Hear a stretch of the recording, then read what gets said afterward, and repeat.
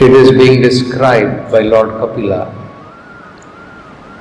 What is the ultimate stage of perfection?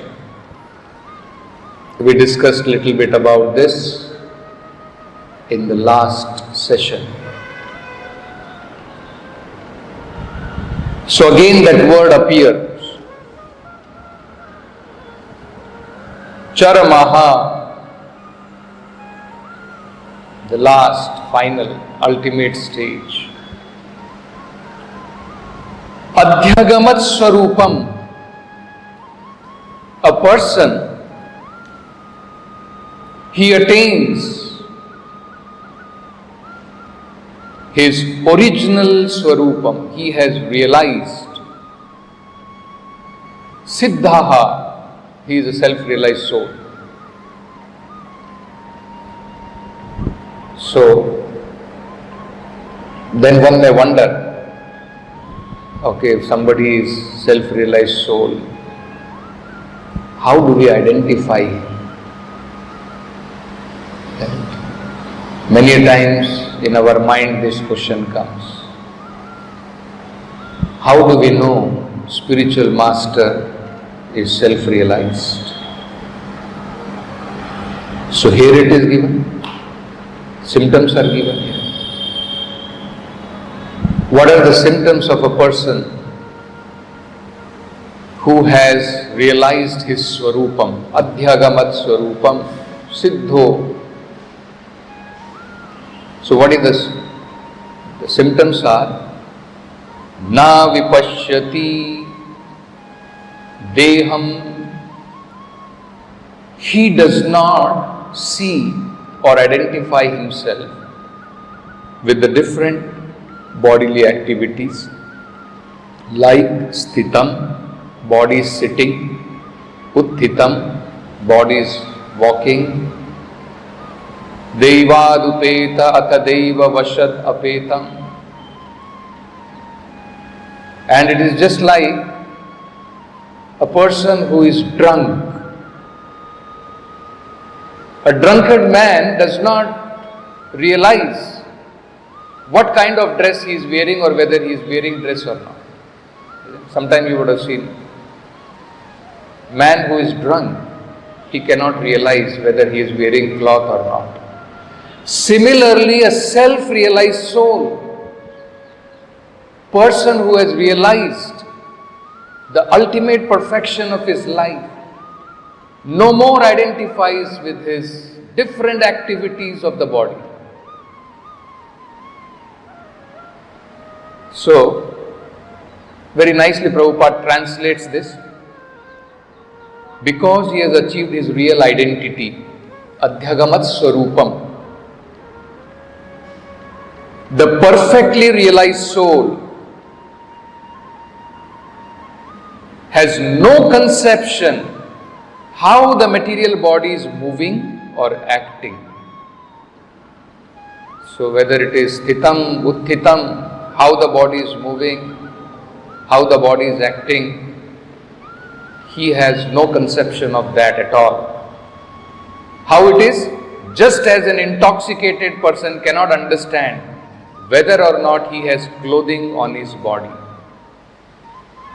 Just like an intoxicated person, he cannot understand what dress he is wearing, whether he is wearing the dress or not, he does not know. So this is the comparison. So Prabhupada is explaining what is this called as in the purport.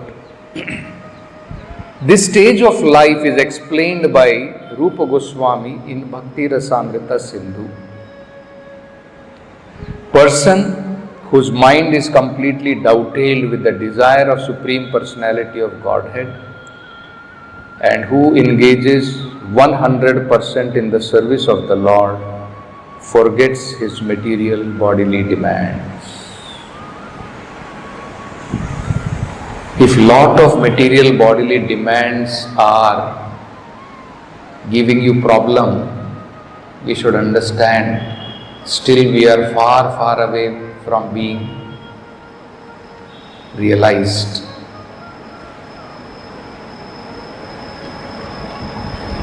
And who is the person for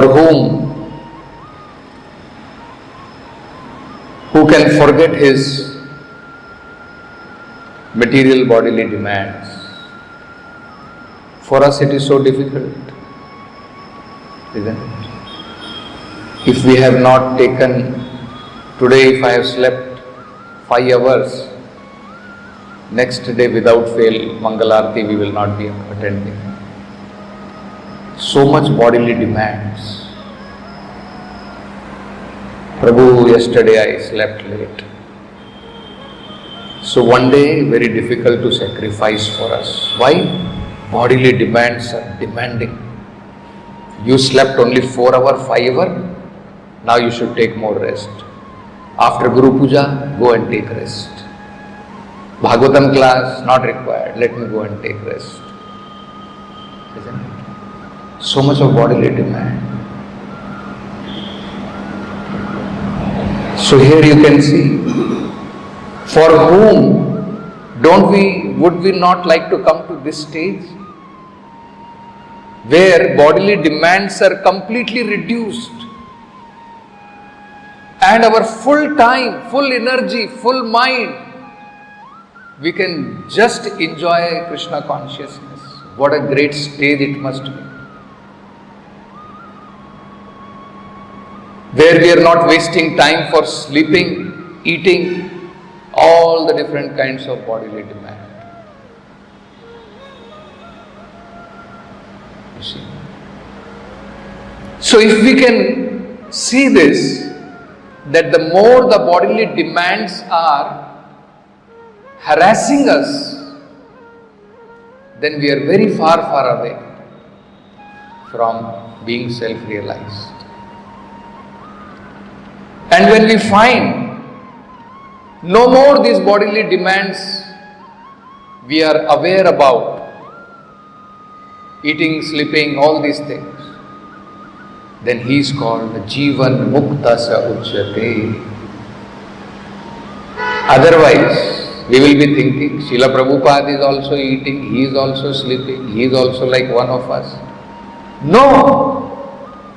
Compare your life, see your life.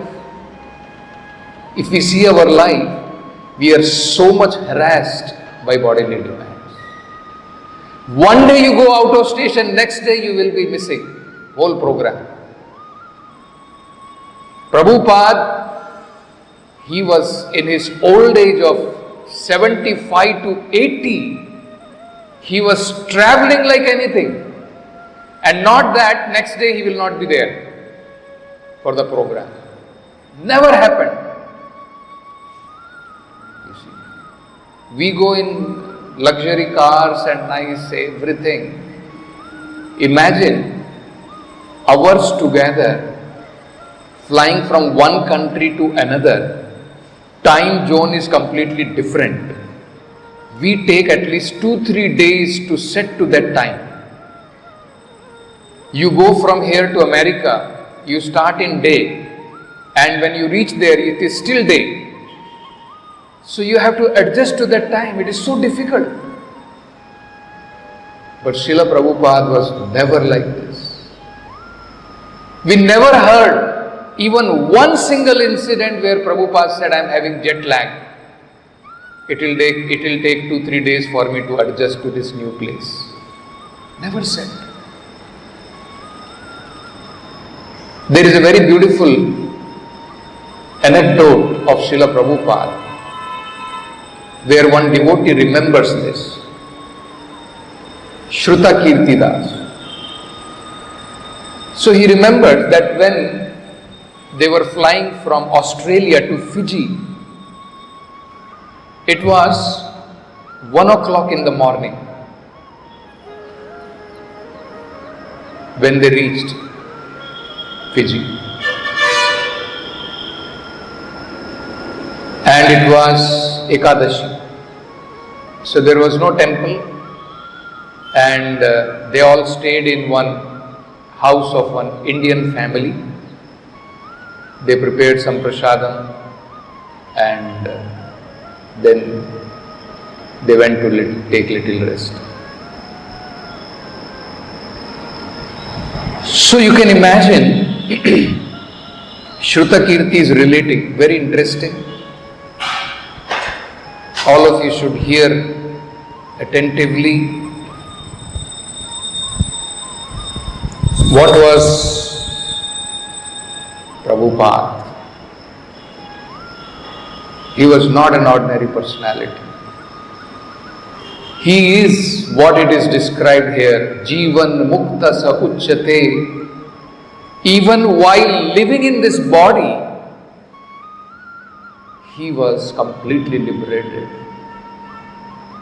Not attached how this body is working, where it is going, the different bodily demands. No. Of course, we cannot imitate, but at least we should learn. So, Prabhupada landed along with his devotees, two devotees, Shruta Kirti and Paramahamsa Maharaj. They travelled from Australia to Fiji, and 1 o'clock in the night they reached Fiji. So around 1 o'clock they had some little prasadam, and Shruta Kirti is relating. Then we went to bed around 2:30 or 3 o'clock. So around 2:30, 1 o'clock they reached. So they freshened up, took some prasadam. This is early in the morning, 1 o'clock. Then 2:30 or 3 o'clock it became. Then as Prabhupada did everywhere, when the sun was ready to come up, Prabhupada was ready for his morning walk. Can you imagine? 3 o'clock. It was already 3 o'clock nearly when they would have just gone to the bed for some rest. And the moment sun is just rising, say around 6 o'clock, Prabhupada is already ready for his morning walk. And that was always the case. It did not matter how much Prabhupada was travelling. If he stayed in a place for 2 days or 2 weeks, as soon as Prabhupada got to the next place, he set his watch, he set his body and just continued on. Immediately he would adjust his body, immediately he would adjust his watch to the new timing. Let us say, for example, you go from here, you go to London. It takes around 6 to 7 hours, let us say, travelling in the aeroplane. Now it is, let us say, you start in the night and 1 or 2 hour rest you take, and by the time you reach there, it is morning. So, we find it so difficult to adjust our time. When your time is there now to go and sleep, which the time would have been actually, suppose you started in a day and again it is day there, actually you are supposed to sleep. Because 6-7 hours in India, if you were there, it would have been now 9 o'clock night, 7 hour travelling, you would have gone to sleep. Now it is day there. So what generally we will do, we will go and sleep there. But Prabhupada would not do that. He would set his body and his clock according to the time of that country. So if it is morning there, he would do the morning work. So just like here you can see. As soon as Prabhupada got to the next place, he would set his watch and he would set his body and he just continued on. There was never any question of jet lag. The word did not exist with Prabhupada. It was not something anyone talked about Prabhupada. Prabhupada never exhibited it. This jet lag, Prabhupada never exhibited it. Then, so morning walk Prabhupada is ready and he is waiting for his disciples. We went out on a morning walk and he would walk as quickly as he did everywhere for about an hour or 1.5 hours. Then we had a program. Prabhupada always had a morning program and he spoke, and then we had prasad. So Prabhupada went out for morning walk and then he had his morning program, whatever class and everything, and then after that prasadam. Then Paramahamsa and I, we were just waiting for the opportunity to sleep again. All like us only, isn't it? We'll be all waiting when this program will finish and I'll go and just lie down and take rest. Isn't it? Because we had only had 3 hours of sleep, and for us that was really difficult, and we were hoping after breakfast Prabhupada would take a nap. So Prabhupada would take a nap, that time we'll just sleep out and we'll also go and sleep. So they were thinking. So I brought Prabhupada his breakfast, and then when he was finished, I came and took everything out, and Prabhupada laid down. So I went back. I said, Prabhupada is resting. So Paramahamsa and I, we also laid down. Of course, we fell asleep. We were out. And Prabhupada maybe took 15 minutes or something and he was up. So just 15-minute rest little Prabhupada took and he was up again. Finally, I heard a bell ringing. So I went into Prabhupada's room, and it happened a few times where I would literally try to wake up as I was offering obeisances and exercise my eyes so that Prabhupada could not make out that I was sleeping. I sat up, and as soon as I sat up, he said, "Why are you sleeping?" So he was trying to somehow or other hide that actually he is asleep. But Prabhupada could make out, and as soon as after paying his obeisances he got up, so Prabhupada asked him, "Why are you sleeping?" "You are like dead man. Everyone is awake. Karmis are all at work, but not the devotees. No, they are sleeping." See how Prabhupada is criticizing. In today's class, in today's conversation, anybody remembers what does Prabhupada say? Let me see how many of you hear attentively.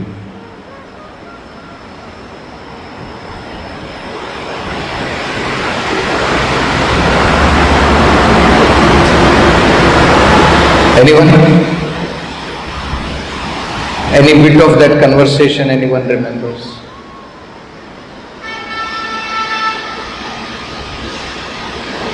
Prabhupada was saying, there are few people who have to follow rules and regulations. Yad yad acharati shreshtaha tat tat evetaro janaha sayad pramanam kurute lokastad anuvartate. And he said one of them is preachers in Krishna consciousness, public leader, executive heads and preachers. We all preach, so many people come, we want to preach. But until and unless we preach by our own examples, if we don't follow the example ourselves, then actually it will not be effective at all. Our preaching will not be effective. We may give 1 hour class, but if we are not able to even get up for Mangala Arati and come or do our program or attend our sadhana properly, what preaching we are going to do? What is the use of that kind of preaching? That will not be effective. Isn't it? It is always achar and prachar. And that is what Prabhupada is criticizing. He is saying, why are you sleeping? You are like a dead man. Everyone is awake. Karmis are all at work, but not the devotees. No, they are sleeping. He said, they are sleeping very soundly. Why are you sleeping? And of course, when Prabhupada asked, why were you doing something wrong? I never had a response, because whatever you said, he would just take that apart. So I just, Prabhupada, I am sorry. What about Paramahamsa? Why is he sleeping? Paramahamsa was a sannyasi. Shrutakirti was a grahastha. Why is he sleeping? He said, call him in here. He goes in and immediately Prabhupada says, you are a sannyasi. Your business is to minimize bodily demands, minimize sleeping, minimize eating. Why are you sleeping? Paramahamsa said, Prabhupada, I had jet lag. And I thought, oh no. Instead of saying, I am sorry. So he is giving reasons. I had jet lag. And Prabhupada said, jet lag? Well, we just flew from here and done this. And Prabhupada said, I am also flying. I am also doing the same thing. I am awake. Then he said, all right, go on. Go sleep if you want.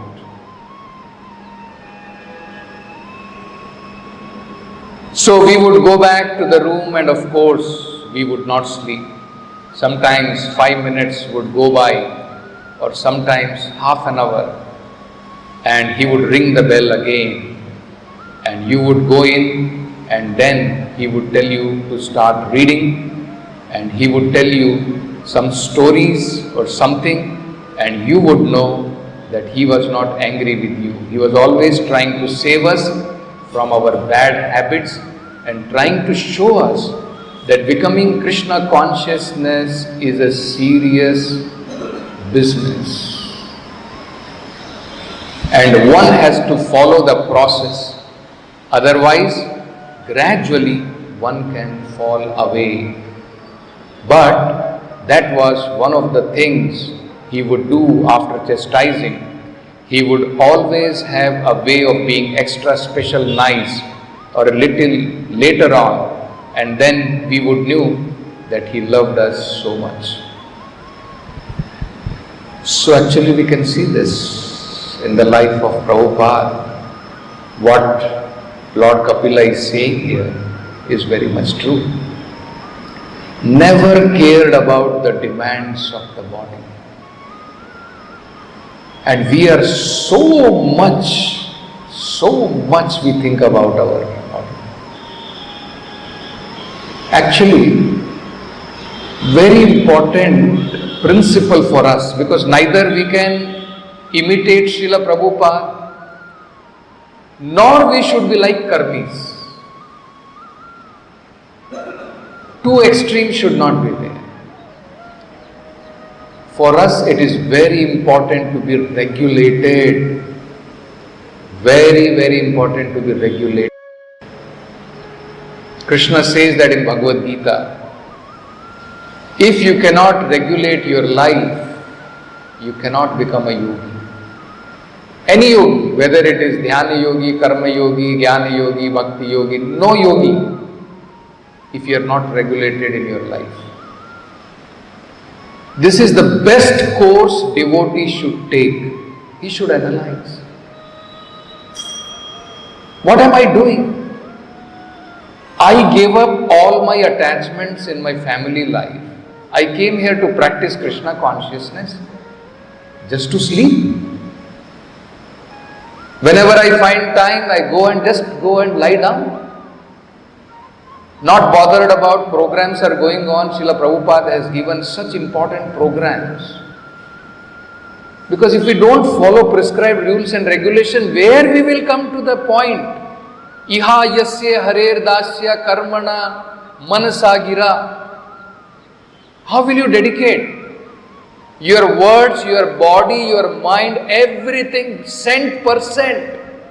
Prabhupada is saying 100% it should be utilized.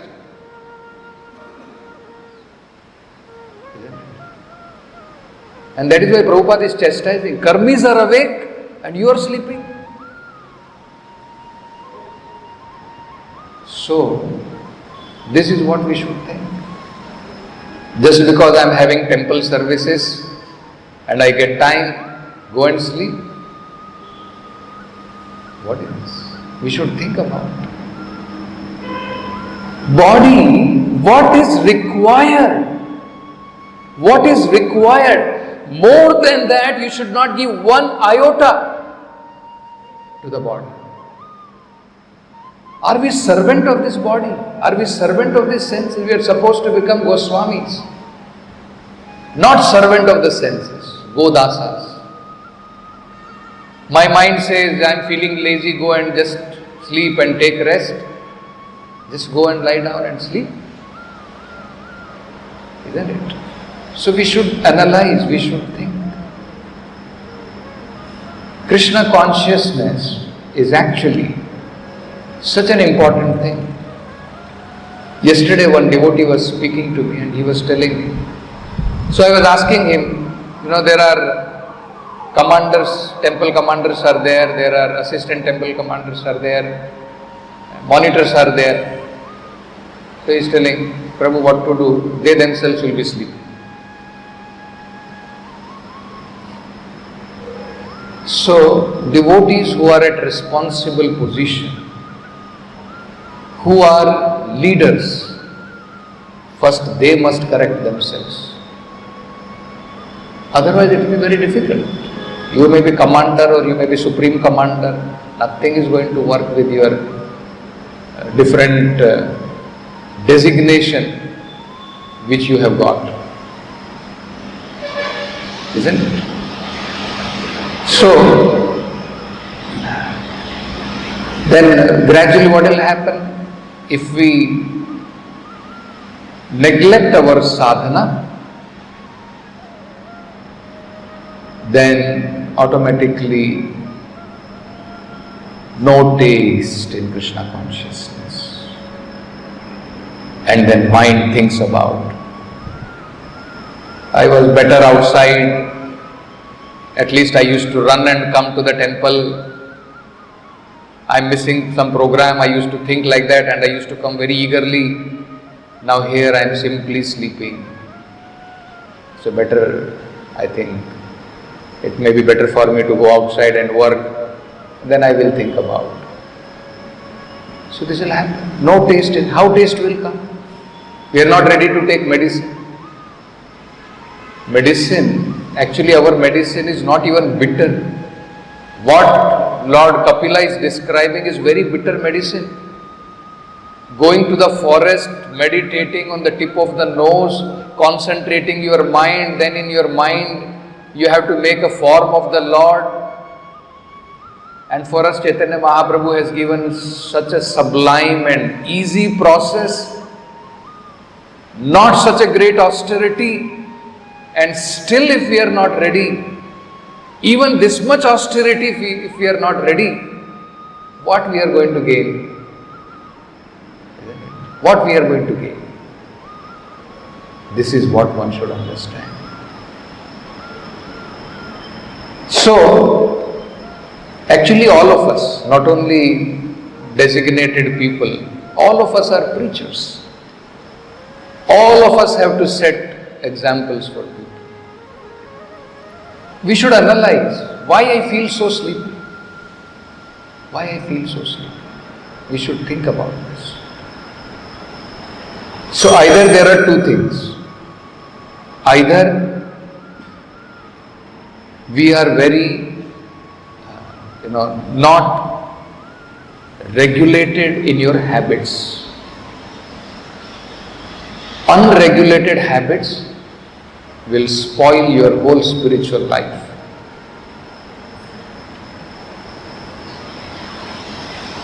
Sometimes in some festivals it may be understood, some austerity we may have to take, just like Prabhupada is saying here.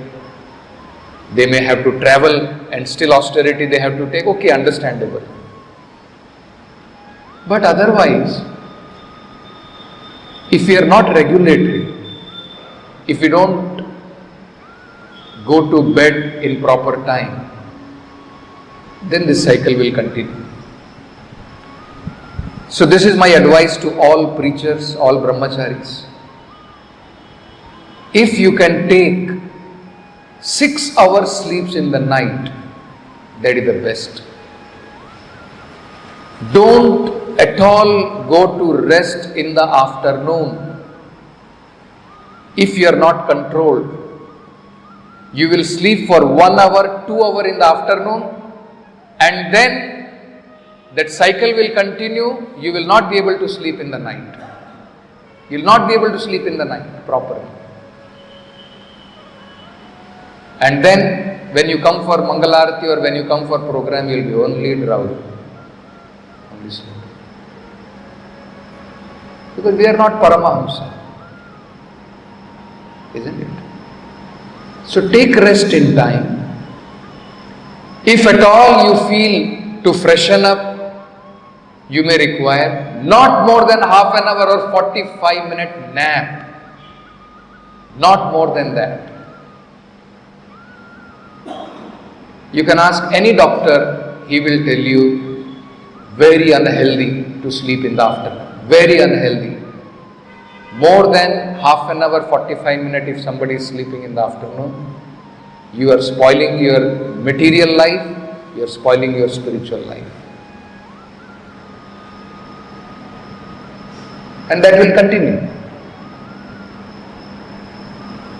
Isn't it? So very important to be regulated. If regulated life we follow, then one day we will be able to come to this point of what Lord Kapila is saying. With our mind, with our body, with our words, we will be able to serve the mission of Srila Prabhupada, Krishna consciousness, 100%. And then you don't require separate liberation.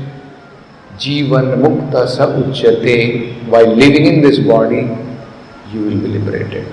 So we'll stop with this Granth Raj, Srimad Bhagavatam ki Jai.